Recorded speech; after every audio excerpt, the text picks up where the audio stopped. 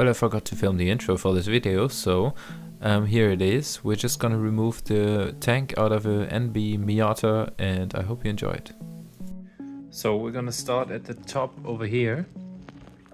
Sorry for the mess, but the car is supposed to be apart pretty soon, so I just put the stuff in there so it's not annoying me everywhere else. So this is on top of the tank. Sorry. Now you can see there's one line going there, and there are 3 other ones going over here to the fuel pump and back. So I'm gonna remove this one. It's pretty stuck, so you might even cut it if it's just, I don't know, 15 centimeters, 20 centimeters of some fuel line. You can easily replace that. The other ones are clips, and those ones are lines. That's a plug, so this is wiring. So you have to remove all of those, and then back here, I know it's disgusting, but this car was standing outside for some times, I think, before I bought it.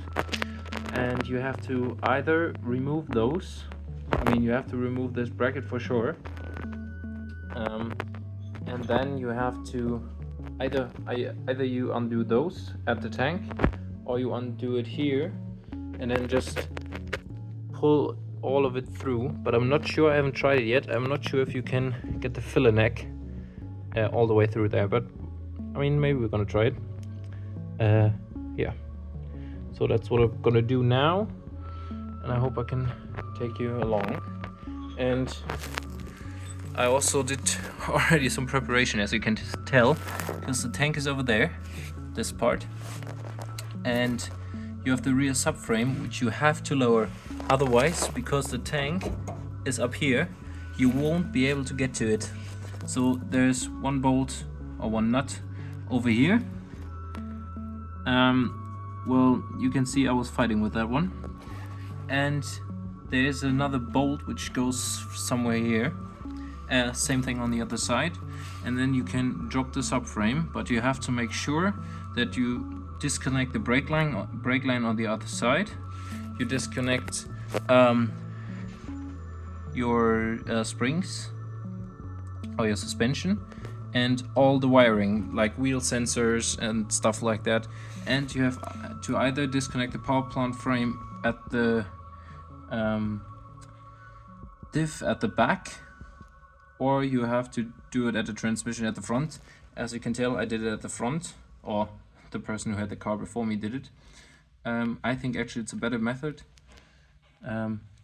because then it drops down with it, and it would be annoying, and I think you won't even be able to get it down if it's disconnected here, because it's below the subframe, so the subframe would just sit on the power plant frame. Yeah, and make sure there's wiring coming from the front to the back. So if you lower all of it, there might be tension from the front. So you have to make sure either to unplug everything from the back, from all the parts that you're gonna drop down, or to unplug enough from the front so that there's enough slack so you can drop it down. Yeah, so let's see how long it's gonna take. As you can see, I'm gonna remove those pipes right now. There are 2 of them, as I told you already, and there are plastic clips inside which you have to push outside to get it off. Make sure that you don't break them. I broke mine on the fuel filter, and I had to buy new ones because I had them actually popping off the lines, and that's not good, because then you're standing on a red light and the thing just pops up while you want to drive forward. I can tell you, not such a good experience. So make sure either to leave them in good condition or replace them. They aren't that expensive. I think mine cost $150 or something per plastic or per pipe, so nothing too expensive.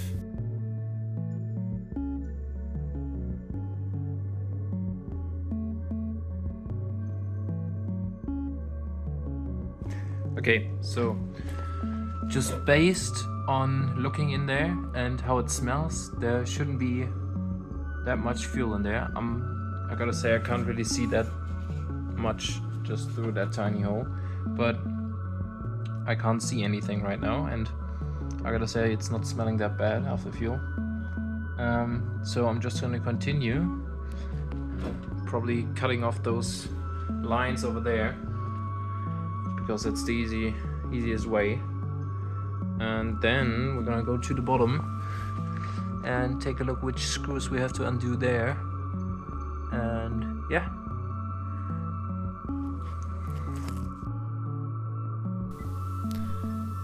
So right here I'm removing the cover, which is to the trunk side. There are 4 of those bolts which you have to remove, 2 up top, 2 at the bottom, and then there are those silicone hoses which you saw earlier.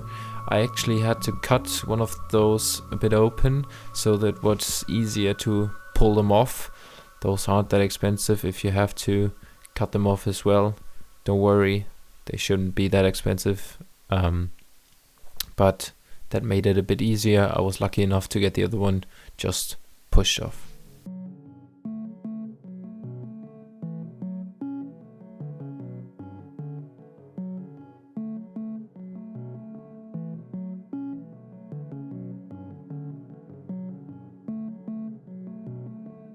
So the thing is, I'm not sure how heavy this is. Like, how heavy the tank is, but just to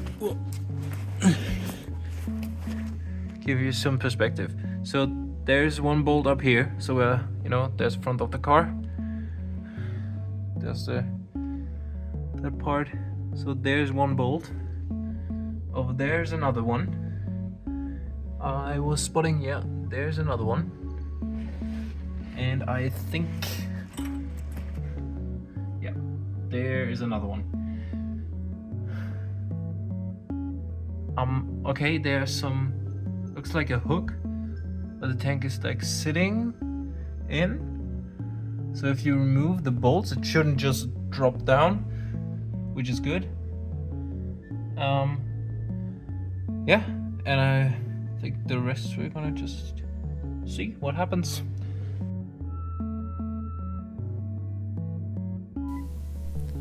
Right here I'm just removing the first 12mm bolt. I was lucky enough that they weren't rusted on. I think it's quite common that they won't be that hard to get off because the tank is quite far up, so there's not a lot of dirt and moisture coming up. I don't know, maybe if you remove yours you can tell me in the comments, but it was easier than expected.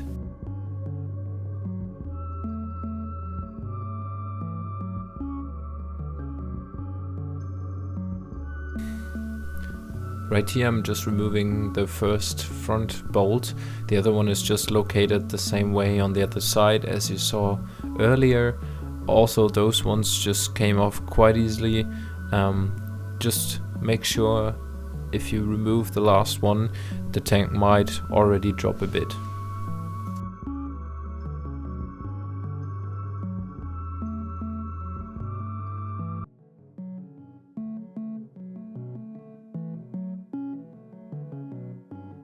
Well, it's out, and I just noticed. Oh. Got it. Take you. That pipe, you don't know if you undo it. Maybe you also undo it at the tank. Not like me. Because, as you might be able to tell, it's clipped in back there. But tank is out, achieved, and maybe if you do remove that plastic part over there, it might make everything a bit easier.